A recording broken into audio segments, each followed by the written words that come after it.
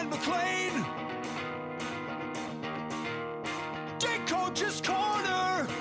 You're listening to the Rugby Coaches Corner podcast with your host, Andy Plimer. For someone to explain. Bringing you up-to-date coaching concepts from the world of rugby. Sharing ideas to make the game better. All right, welcome to episode number 50 of the Rugby Coaches Corner podcast. I'm your host, Andy Plimer, and this episode will be the first of a series on coaches involved in the new Major League Rugby competition starting up in the US for 2018. Joining me today is Curry Hitchborn, who is no stranger to the podcast. Curry was guest number 10 on the Rugby Coaches Corner and is the first to rejoin the show. He's recently announced as the new Director of Rugby Development at the Seattle Seawolves, and it's great to be chatting with him again. So welcome, Curry. Hey, thanks, Andy. I'm pretty funny that I'm actually coming back around. If you look at how far you and I've come from our glory days of Canada U17 to podcasts. What an amazing world we live in, Andy. I'm pumped to be here. Looking forward to getting this on the road. Yeah, no, I'm stoked too. It's like I often think back to that time where you, me, and Dan Meikle were coaching together with the U17s, and that was just like it's one of the highlights of my coaching time so far. And the fact that this is the 50th episode, I'm just stoked to be doing it with a good mate like you, and stoked to have you on. Cheers, and I'm working tirelessly to find a way to get the band back together. I don't know how we do it, but we'll find a way. It's got to happen, man. Cool. All right, so what's a bit of a general description of your role? Oh, firstly, can we start? What's a Seawolf? So you're saying it depends on which part of mythology you're going to want to look into. It's got a lot of resonance with the First Nations people all up and down the coast, as well as your early mariners talk as well. It could be anything from I believe it's a sea lion at this stage. There is a group of sea wolves that actually live in the Great Bear Rainforest in BC as well, which are a group of wolves that have lived up and down the coast for quite some time, foraging, things like that. So I think it's the perfect blend of Cascadia. You've got the ocean and the mountains right there, and it's just a good, strong name. And it's in a city that is, if you look at the colors that they've got as well, and the current usage of names and things like that, it speaks really well to the city and their sport culture also. Yeah, a bit of mongrel in there as well. For sure, absolutely, man. He's not up there on that rugby field. You're not up there to make friends. Yeah, for sure. That's great, awesome. So, what's a bit of a description with your new role with the Seattle Seawolves? So, my job with the Seattle Seawolves is I would be the Director of Rugby Development, and in speaking with the CEO, one of the CEOs and one of the co-owners of the team, Adrian Balfour, when the conversations we'd had moving up to this point of me being hired, and the conversations that my business partners at North Star and I'd had, and how we want to work with this franchise, with this group of people in this new league. We figured that it's not really the best way forward to stick with your traditional rugby terms, be it like a director of rugby, or anything like that. What we're looking at is this North American model in terms of maybe looking at a new identity. And one thing that we all agree upon is that it's not enough to just have a professional team. Any more than it's not enough to just have a professional or a provincial team or a national team. You have to have things built in behind that. So looking to complement both the PSOs, and that's anybody from, that's coast to coast to coast here in Canada, and an NSO, looking to work with them. You want to create a complementary series of, programming and things like that would work well with the overall vision, not only of your national sport organizations, your provincial sport organizations, but from a community level as well. I'm very, very, very, very clear on my thoughts that I don't want to have that much delineation between Canada and USA in terms of this professional league, because I think that if North America is going to survive, as the game continues to grow, then we need to start looking at expanding competitions. We need to start looking at housing more athletes and giving more identity to more athletes, and that's where I roll in. So my job is identifying athletes, speaking with club coaches in the United States as well as Canada, trying to speak with various members of USA Rugby, Rugby Canada, the BCRU, and some other provincial sporting organizations as well, just to get their beat on athletes. Also, again, we want to be working with, not against people. So, that's a lot of people have put a lot of time and resources into these athletes to get to this stage, and you want to honor that. I do a lot of rugby, everywhere from kindergarten to senior level players and everything in between. And one of the things that I'm very, very keen on is that engagement piece. When speaking with Adrian and a lot of the other members, it became readily evident that this was a great fit for me. I've dedicated my life to rugby for many different reasons, and I've been very, very, very lucky to be working with some very, very excellent people, and have worked with some excellent people over the years. And now it's just bringing all those connections in together and making sure that it works for everybody involved. Yeah, I think that's a really good point you raised about recognizing where the athletes have come from. I think often at the top end of the food chain, a lot of the credit gets missed in terms of, what was the high school that this kid went to, and who was their club coach, and who was the person who first got them interested in rugby. And I think hats off to those people, and often that gets missed, right? Well, yeah, it does, and I think why I quite like why I'm thoroughly enjoying my new role, and I'm extremely lucky to be in the position that I'm in right now, is that I'm not just the guy who's working for the Seattle Seawolves franchise in the MLR. I still volunteer coach at my high school. I'm coming into my 12th year of the high school I graduated from. And if it weren't for, guys like Jeremy Sable, my first ever rugby coach, or Richard Weiss, one of my first ever rugby coaches, I wouldn't be doing what I'm doing now. And I've no shame admitting that I was just a god awful rugby player, but those guys saw something in it, and a lot of coaches along the way saw that, something that I would be good at. And they took the time to develop me, not necessarily, certainly tried as a player, but you can lead a horse to water. And after injuries and, my career completely cut short, quite hard on my body, it seemed like a natural transition for me. And, the biggest part for me has always been engagement. So I like people. I really, really like people, and I really like the game of rugby in particular because it's so imperfect. No one's ever going to get it 100% correct. And I think that's not a problem. I think that's a really excellent value point. It's something to look forward to every single day. I'm never going to be the best at my job, no matter what it is. And rugby, it's never been more clear than that. Yeah, I think that's a cool perspective. And I was just listening to a pod today with David Vessels talking about that exact thing. That coaching is the perfect job for that, because every year you kind of reflect back, and there's a few cringeworthy moments where you kind of wish you could have that time again, and then next year there's probably going to be a few different ones, but from different angle, and I think you're spot on there. I've been lucky to encounter a lot of success as a coach, a program head for various organizations, and I think it's more quantity, not quality. I just happen to do so much of it that I'm bound to encounter some success somewhere, because I don't always get it right at all on field. I know exactly what you mean. But having said that, it's the same way we treat our players, where, if you're mindful and you have, that level of self-actualization, then when you're getting it right, and when you're getting it wrong. And as you grow in any role, be it a player, be it a top level manager, be it a coach, be it a athletic therapist, be it anybody, being cognizant of those mistakes is important. But more so, I find it's most important to be in an arena of conflict where those mistakes are encouraged. I know we all talk about a lot of those things. We all talk about culture and, the making of mistakes. But every time I've seen a coach turn around and say, no, I'm totally okay with mistakes, they're the first ones to bench a guy after he makes a mistake in game, and it's easy to say it's even tougher to lead.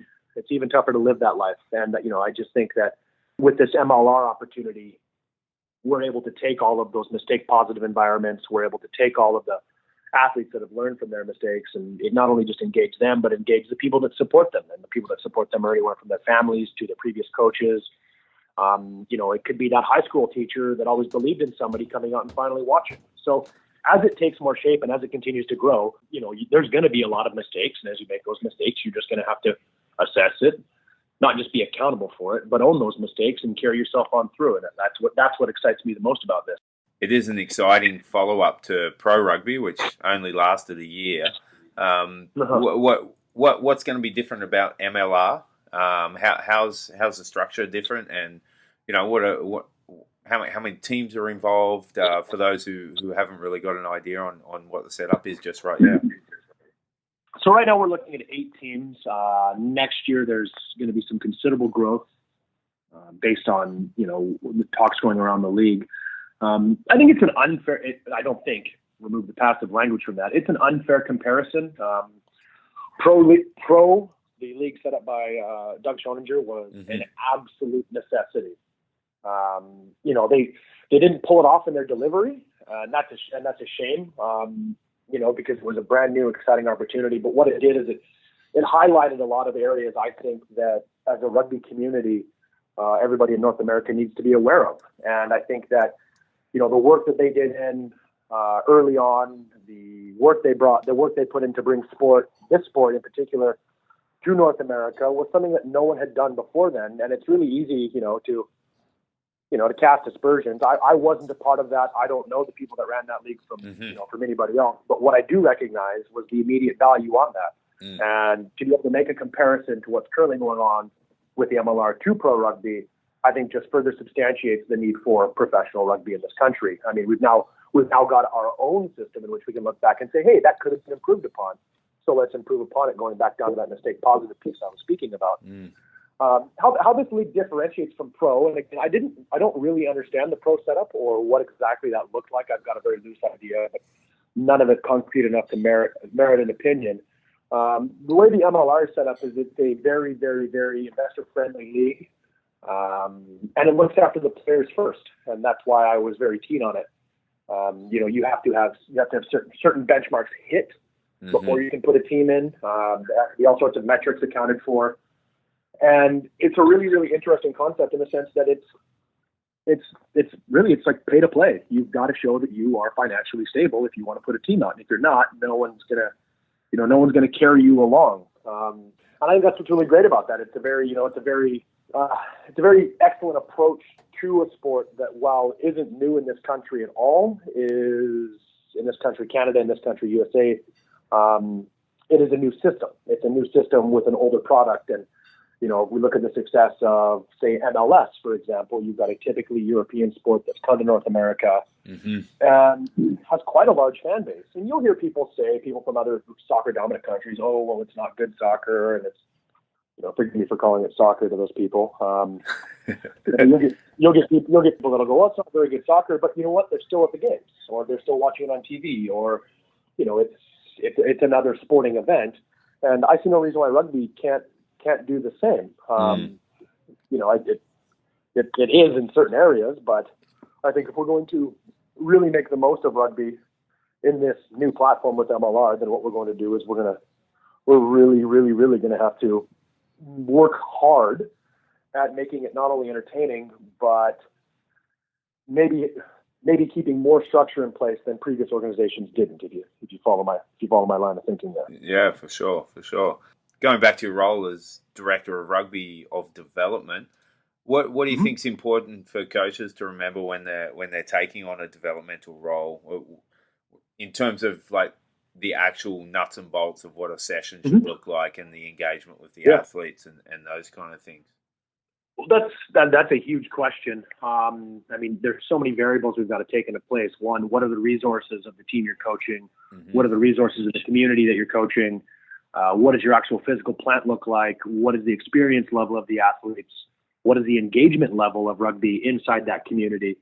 What does all of that look like moving forward? And I think that the most important thing I could say to anybody in my experience, and I did the math on it, and I do about 340 days of rugby every year, and I've done so for about the past, I would say, close to 8 years now at this stage. And crossing so many different rugby platforms, the best advice I could ever give would be is any point's a starting point. I don't subscribe to the belief that we need to be modeling our rugby sessions following the same methodology as rugby-rich countries. I think that with the amount of cross-sport pollination in both Canada and North America, that people that elect to become rugby coaches are sitting on some really rich territory, and that is through sport comparison. I spend a lot of time explaining to flankers and centers what the role of an outside linebacker or middle linebacker is in American-style football like NFL or CFL, while at the same time talking about, the various roles on the hockey rink and how that relates to rugby players, or even basketball for that matter. There's a lot of excellent crossover from a lot of sports that the athletes we get grew up playing. Yeah. And instead of trying to force that square peg into a round hole, I think that as coaches, if you're going to start out a developmental anything, is find out what sports the athletes are playing, update your own knowledge, and then create some compatibility there. It's a lot easier to explain to somebody throwing a rugby ball, like on a line-out throw.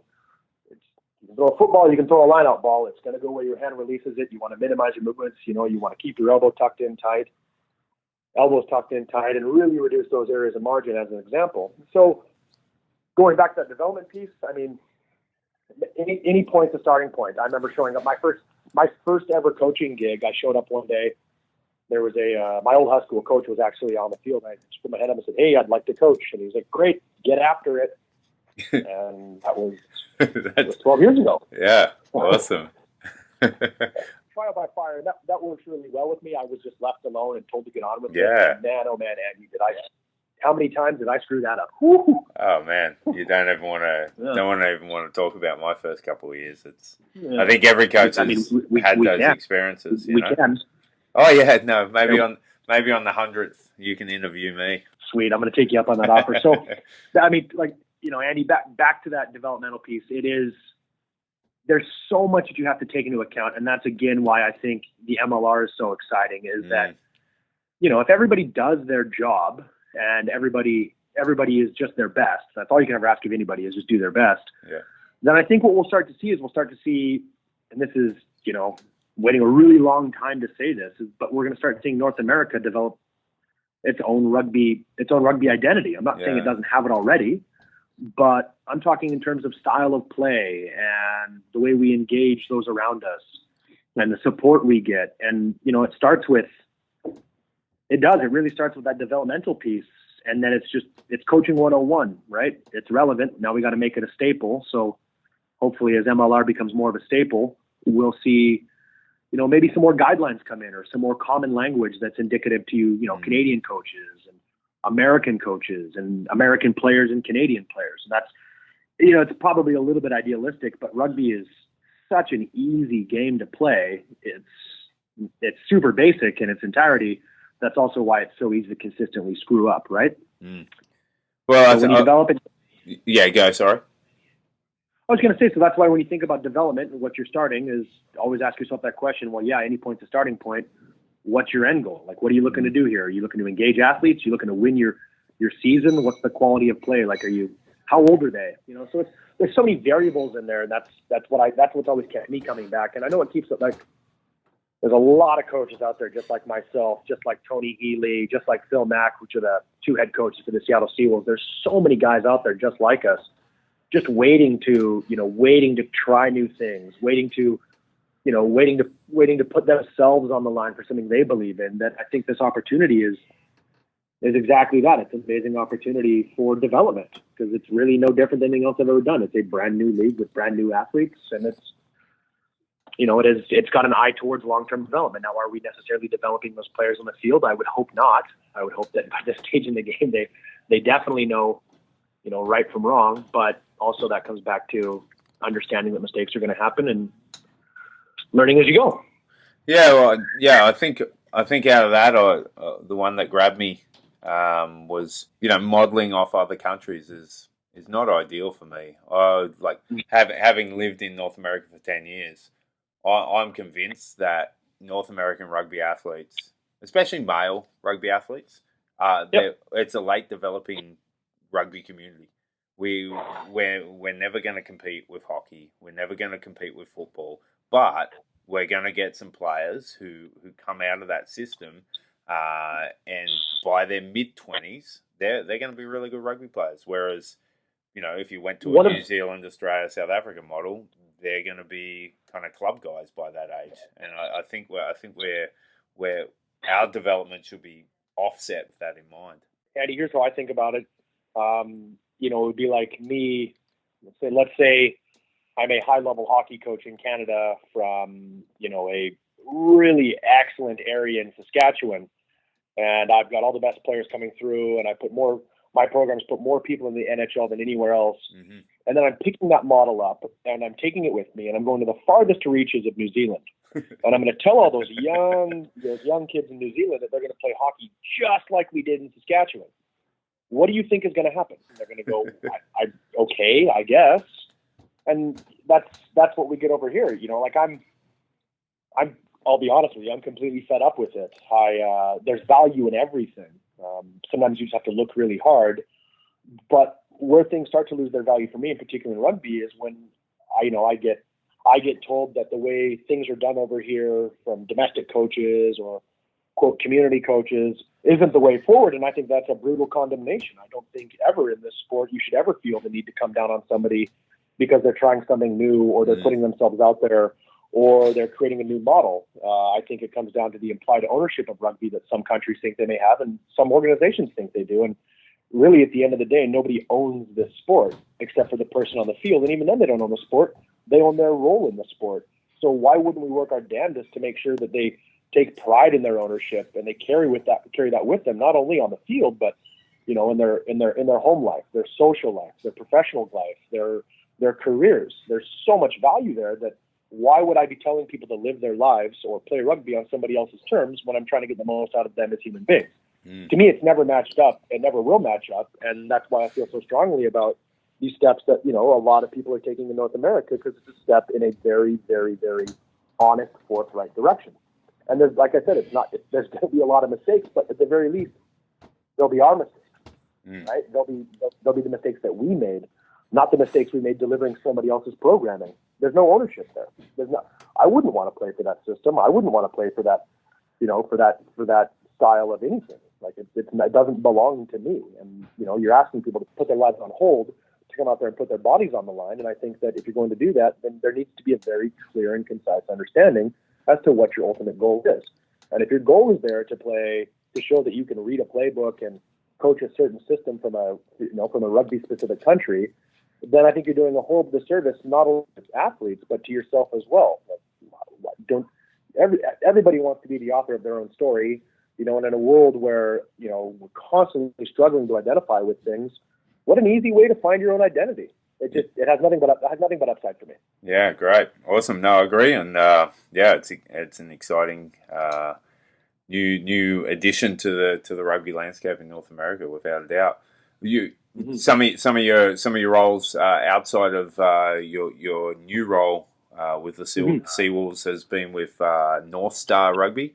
What's North Star about, and can you let listeners know a little bit more? Yeah, not a problem. A group of us created North Star Rugby some years back as a way to stem the flow of people essentially leaving rugby. We looked at it in some of the areas where we coach, and the numbers were just way, way down, to the point where we started to see programs shrivel up and die. And there's so many different reasons for that. And, you can't pin the blame on any one person or any one organization or any one aspect. But what you can do is you can look at the current processes in place and go, well, maybe we can do things differently.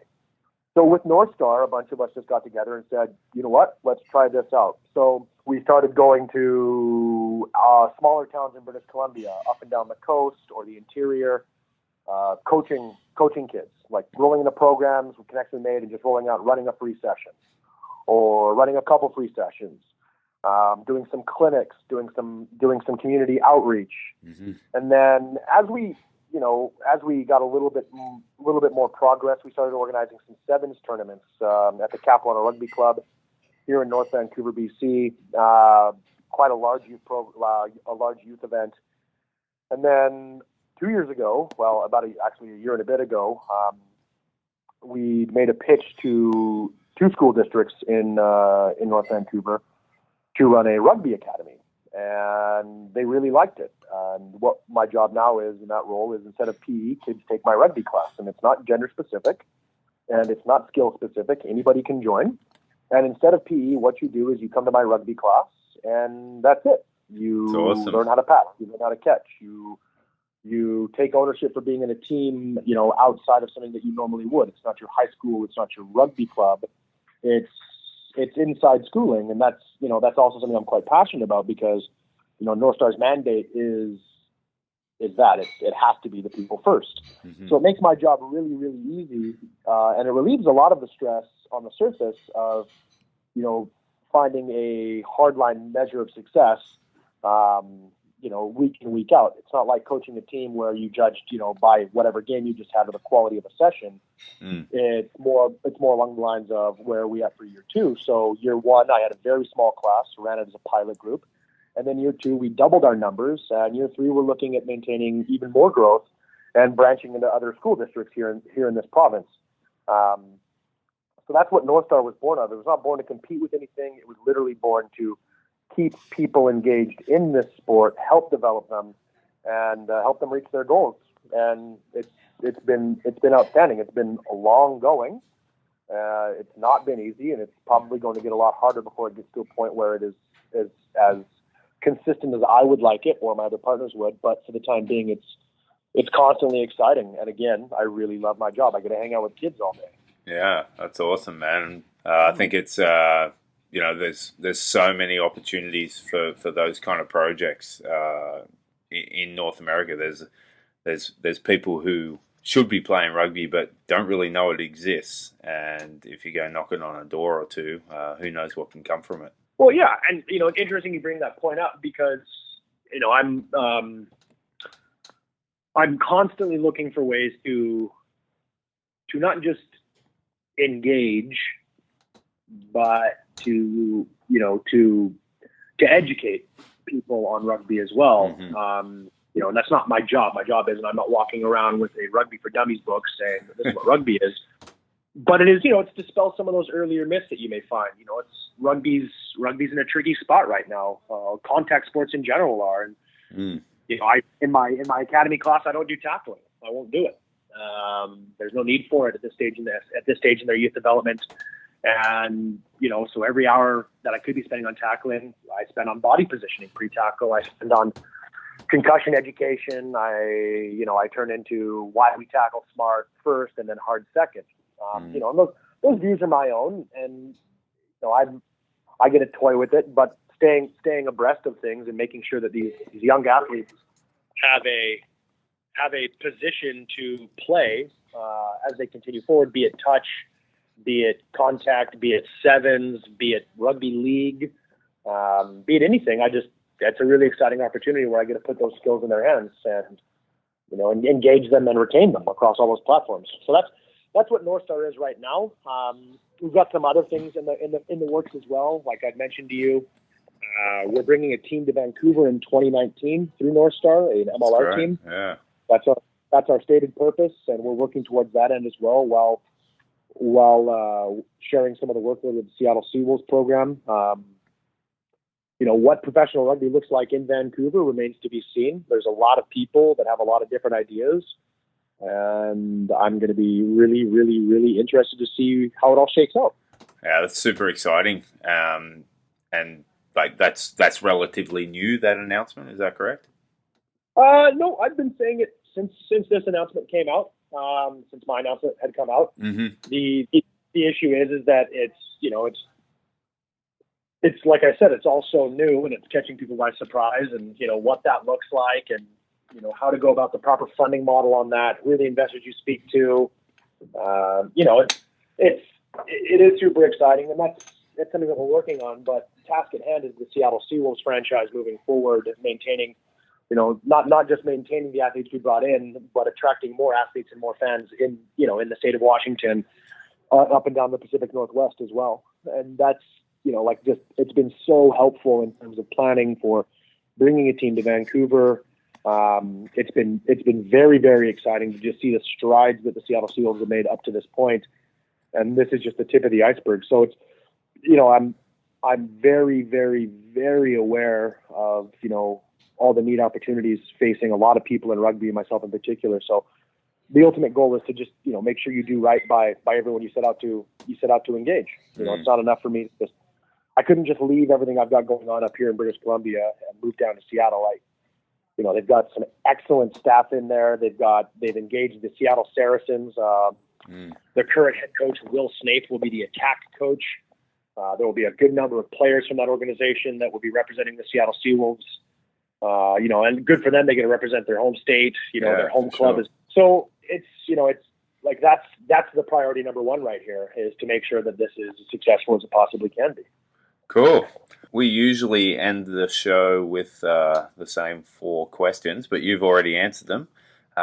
So I thought I'd change it up a bit. There's been some pretty awesome rugby being played over the last couple of months, internationally and professionally in various continents. From that, what do you who have you liked watching, and who are some of the coaches you think have been putting out a brand of rugby that's really, really exciting and engaging? I think the most exciting rugby being played right now is that done by the University of British Columbia Thunderbirds. The answer I gave you last time. Yeah, right. Yeah, and what else? What have you watched? Have you watched anything? This was terrible last time you answered this question, and it's shaping up that way again. I'm going to be honest. Well, Andy, you know what? I just got to be honest with you. I'm a big fan of consistency. On the international coaching scene, being serious now, Rugby Canada has recently appointed Kingsley Jones as their new head coach. Mm-hmm. Yep. And Rugby Canada it's got a pretty heavy workload coming down its way right now. And having coached, a large number of people that are involved with that program, people that are hoping to be a part of that program, I'm very, very interested in seeing what Mr. Jones brings to the table. Very, very interested. I've looked at the past records that he's held. I've looked at some of the, the success of the teams when he was around, and the ingredients are certainly there. And I would say that, again, going back to my previous statement of, I believe that a North American approach to rugby is going to be the best approach for rugby in North America. I generally tend to keep my eyes on that. Recent appointment of Gary Gold in the USA is outstanding news. Yeah, that was interesting. I think that's a huge, huge, huge step forward. And I think with Gary Gold coming in and Kingsley Jones coming in, we're going to see some new faces, which is always good. And I think that we're going to see some turnover as well, which may be needed. So I've been keeping my eyes pretty much locked on my phone, domestically speaking, Andy, for the last 3 months. That's just the best I got. That's all good, man. Well, as with the first episode, I've really enjoyed this chat. It's great to catch up again, and look forward to, I don't think we've seen each other since the last episode, so I need to get out your way, or you need to get out this way and talk rugby. Andy, that's a standing invite, and that goes for anybody, anywhere in the world. You want to pop on by, and you want to come in, run a session at UBC, or you want to come in and watch.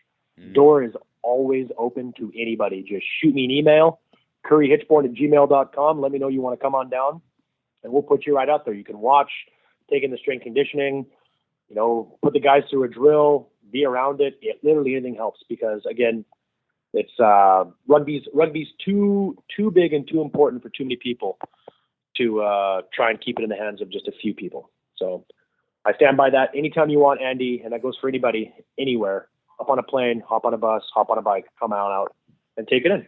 Awesome. Love it, mate. Cheers. All right, Andy. Take care. Thanks for the interview. Okay, welcome to the Rugby Coaches Corner podcast. I'm your host, Andy Plimer, and this episode is the first of a series on coaches involved in the new Major League Rugby competition starting up in the US for 2018. Joining me now is Tony Healy. Tony is a former Canadian national player receiving 15 caps in the late 90s. Professionally, he played for Bordeaux, Bayonne, and Mosley RFC, to name a few.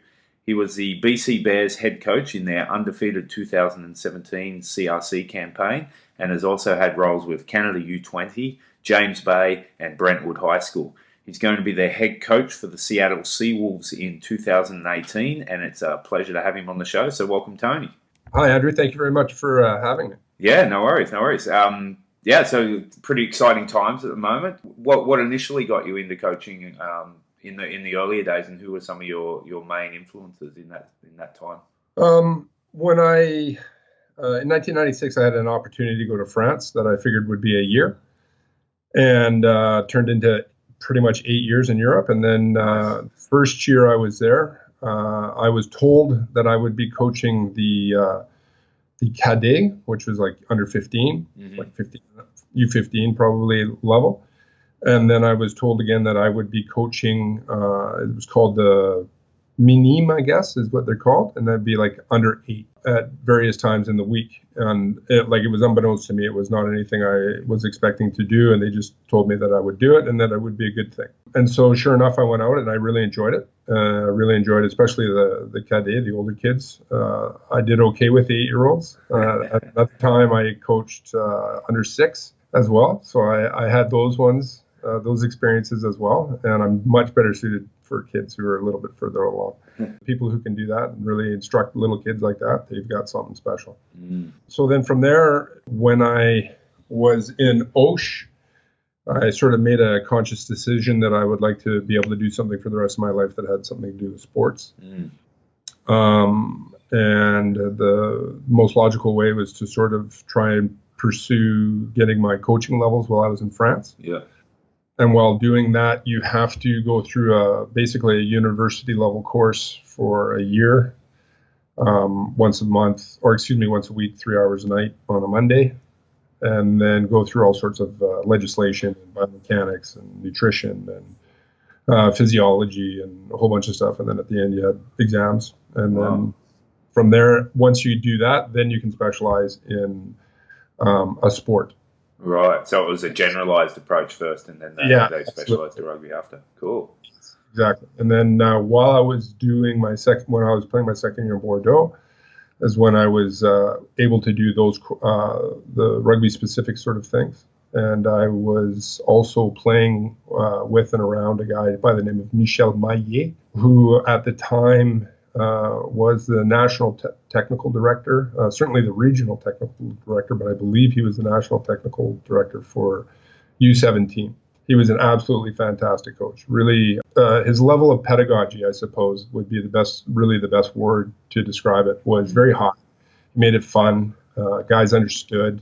It was always very calm and measured. It was an ambitious style of game. To me, it was sort of like the veil coming off of what we used to refer to as French flair. And learning how to play in the space and how to manipulate the space and how to create space, right, based on sort of running lines and people understanding other people's running lines and be able to adapt. I found it very inspiring, and I learned it was like a light went off, a eureka moment. And when that happened, I thought, you know what, this is so intuitive to me, and it reminds me of so many things that I did as a kid growing up. I played basketball, I played soccer, like kids play hockey and all the rest of it, right? So there's some commonalities and patterns within all of those games that I was all of a sudden able to see thanks to this guy.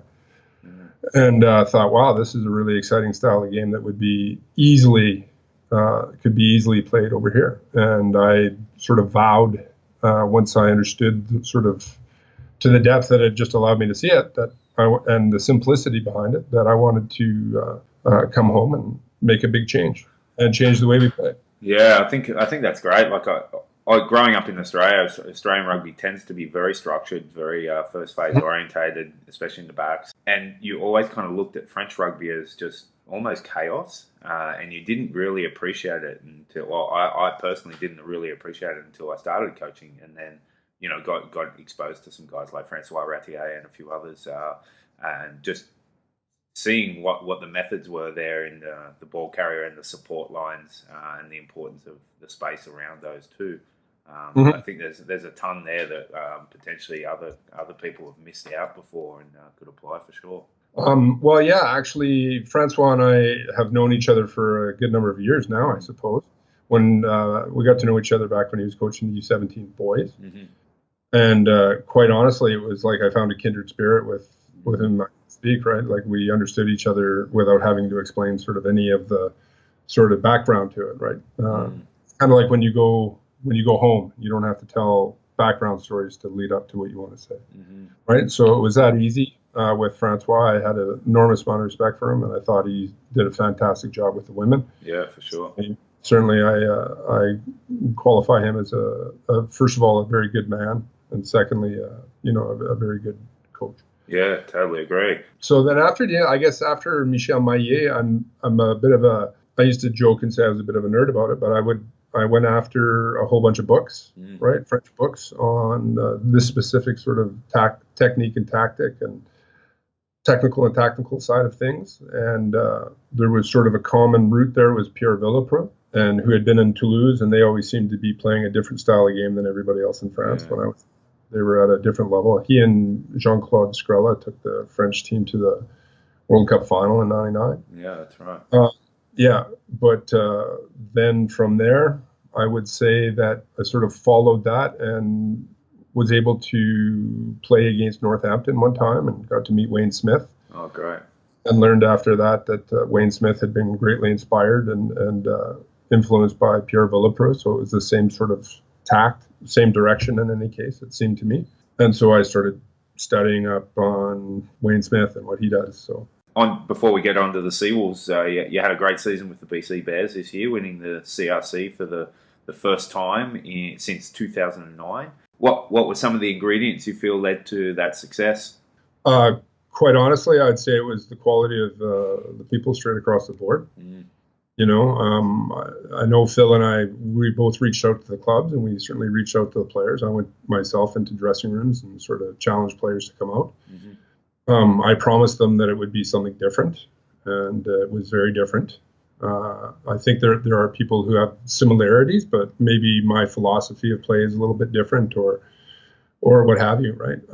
But in any case, it's a bit of a different model, I suppose. But it's been something that I've worked at and sort of refined and done for 13 years, ever since I came back.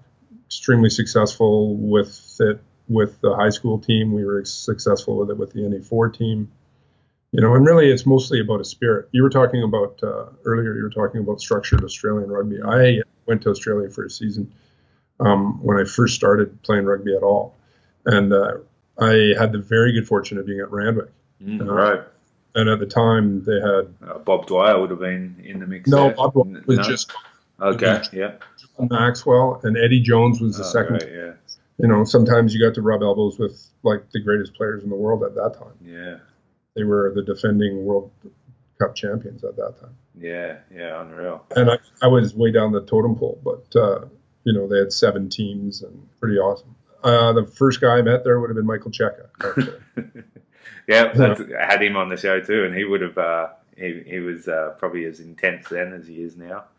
Actually, no, he was a really good guy. Yeah, no doubt. I met him on the very first practice too. They told me to run down and go train with the 6th grade guys and the 7th grade guys. And I'm like, sure, no problem, whatever. And I went down to train with them. And then 10 minutes in, they said, no, go down with those guys.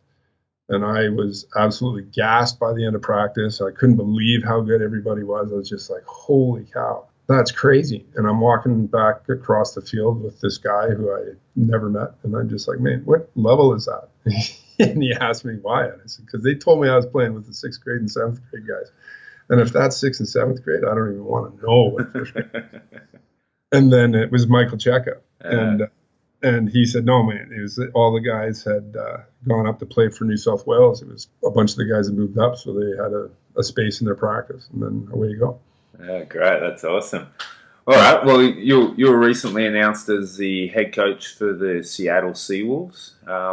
You know, I think there's a lot of excitement around MLR. What particularly excites you about this new role and the MLR in general?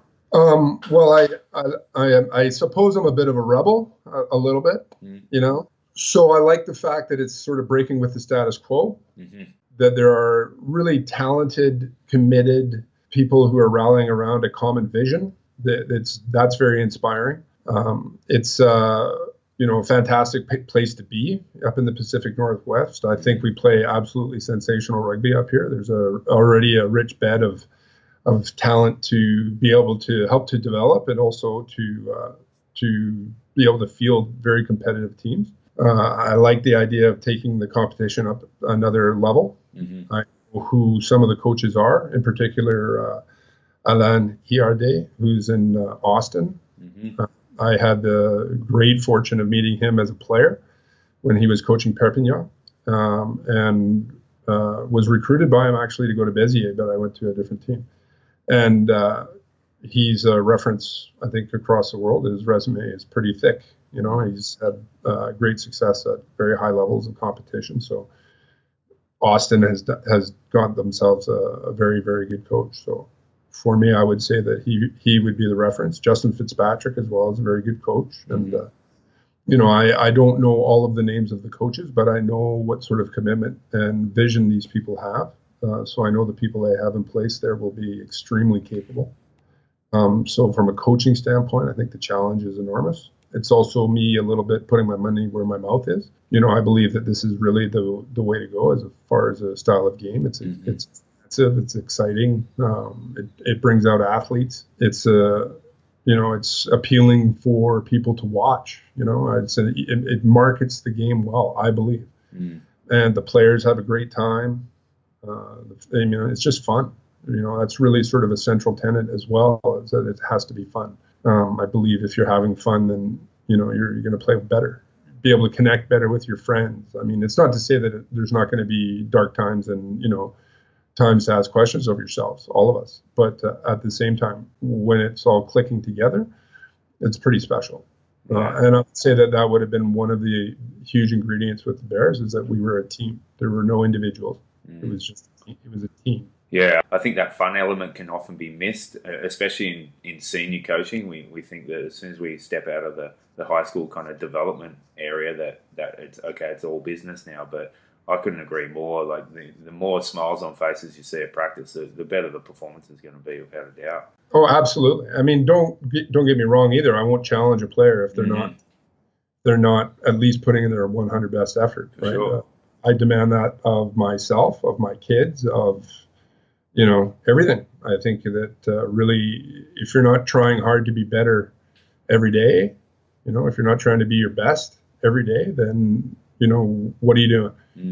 You know, especially when you're putting your hand up to say, I want to be an elite level athlete. And if somebody's putting money on the table for you, you know, there's a responsibility there. And sure. I certainly feel that responsibility as well. However, all of that said, we are still playing a game, and they should be fun. Yeah, absolutely. All right. You touched on it a little bit earlier, but if you had your perfect team profile, what kind of rugby would you like to see the Seattle Seawolves playing this season? I'll be very, very clear. The most important guy on our team is going to be the tight head prop.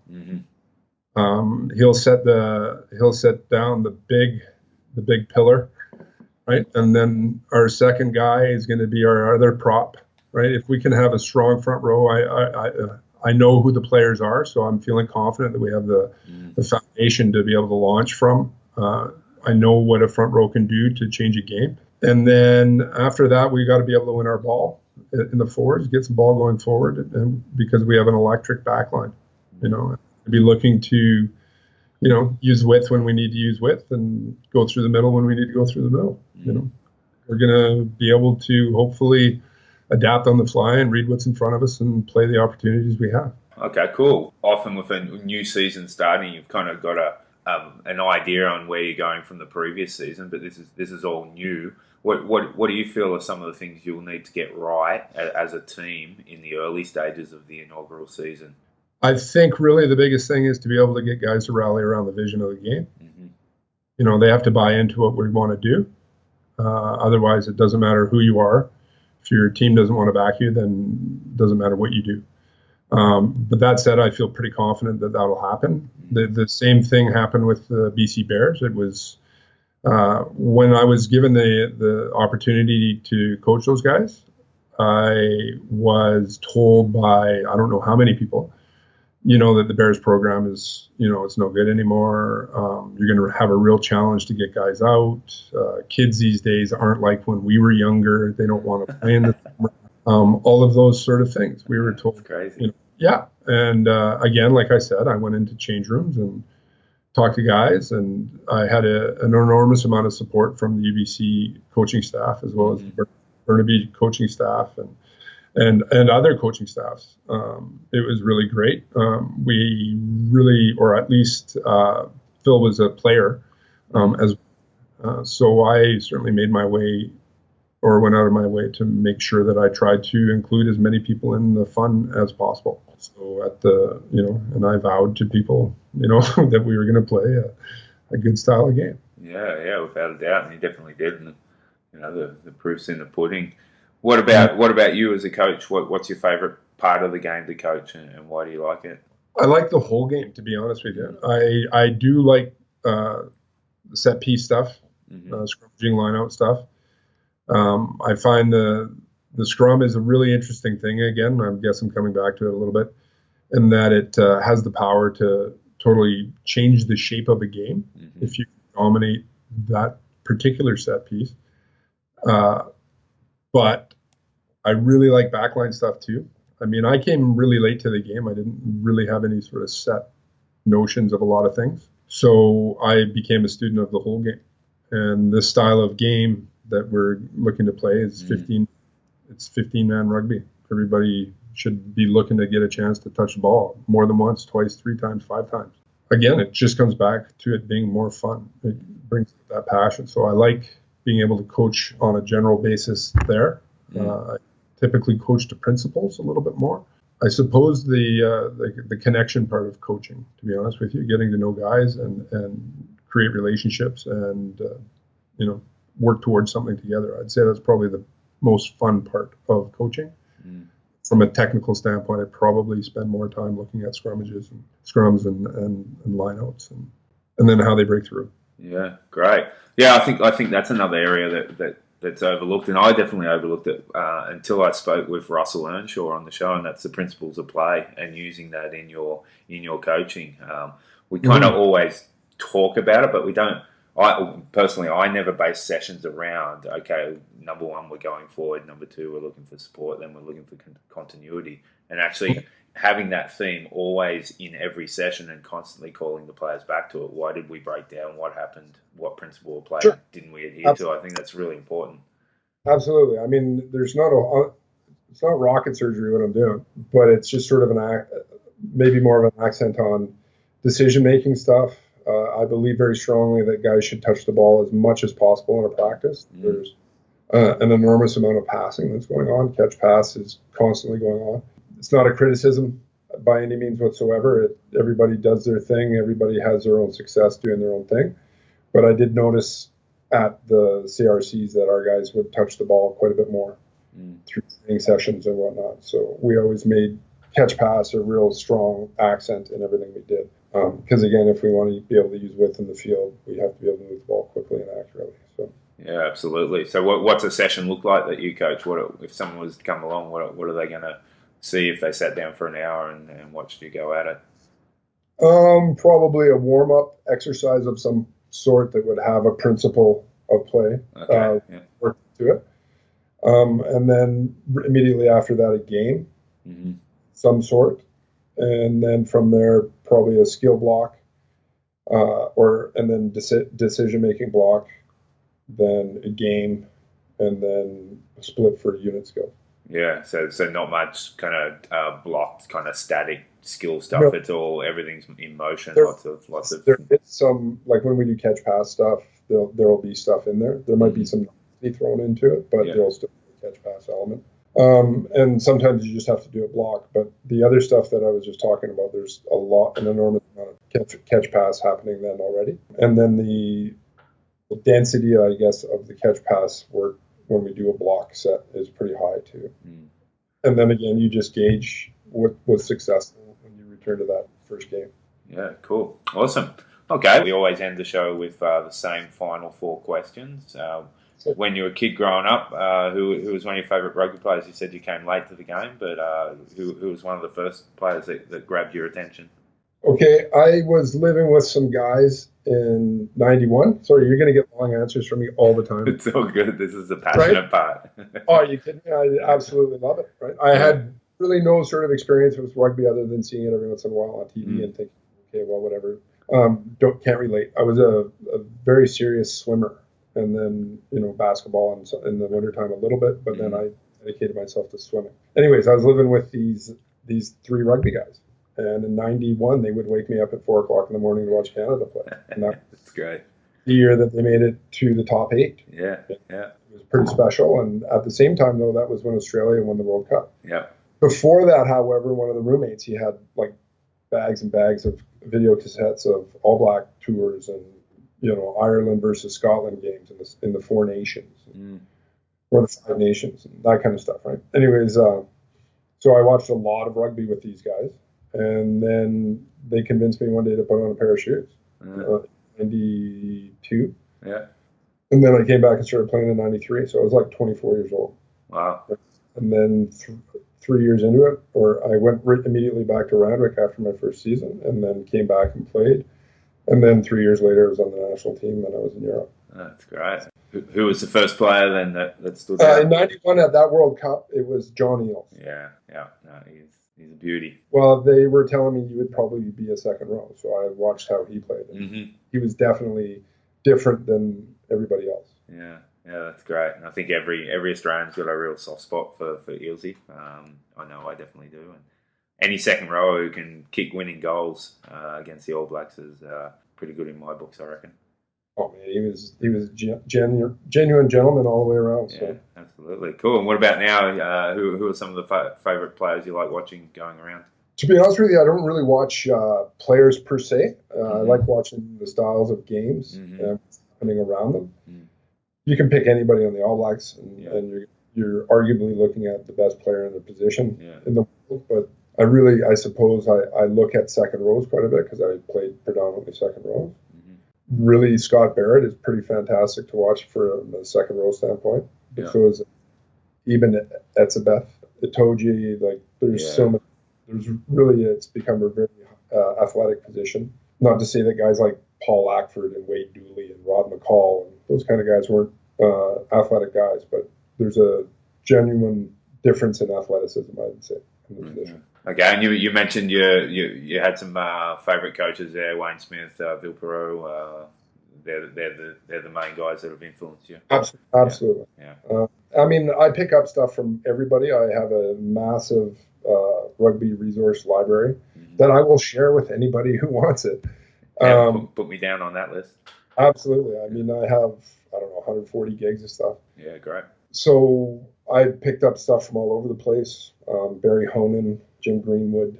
I read a lot of stuff and really try to collect a lot of resources. So certainly have it. Okay, great. And last question there: who's someone or a group of people in the grassroots community over in your way in BC that deserves a shout out for the work they're doing? I would like to speak sort of more, I guess, to Vancouver Island because those are the people who know the best. Yeah. Who are in smaller towns like in Duncan or in Port Alberni or in Nanaimo or pick any across the country. Yeah. Because it goes straight across the country. The kind of people who raise their hand to give people opportunities to play, and it's grassroots rugby is a pretty special experience. So it's fun, and it is really what I believe the values of rugby should be based on. And then from there, I would say the high school coaches in BC because I was a high school coach.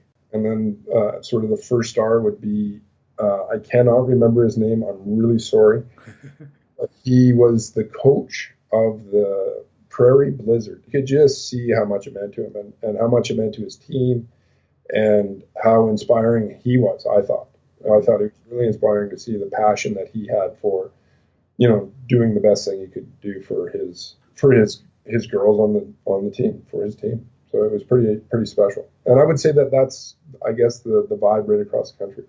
People who are like that. All right, Tony. Well, it's been great chatting with you, and I've really enjoyed it. And I don't think I'm alone when I say I'm really excited to see the opening season for the MLR, and definitely be following the Seattle Seawolves really closely. So I want to thank you for giving up your time and coming on the show. Oh no, thanks very much for having me. It was. As you can see, I'm a bit of a chatter, so it's all good, man. When I get going on rugby, I can go forever too. And just ask my wife. Yeah, my wife tunes me out. It's gotten to that too. Yeah. All right. Well, that was great. Thanks very much. You bet. Thank you, man. Cheers. Thanks for listening to the Rugby Coaches Corner podcast. If you enjoyed the show, please leave a review via iTunes and keep listening for the next episode. You can also follow us on Twitter at RugbyCoachSCNR or via the website at therugbycoachescorner.com.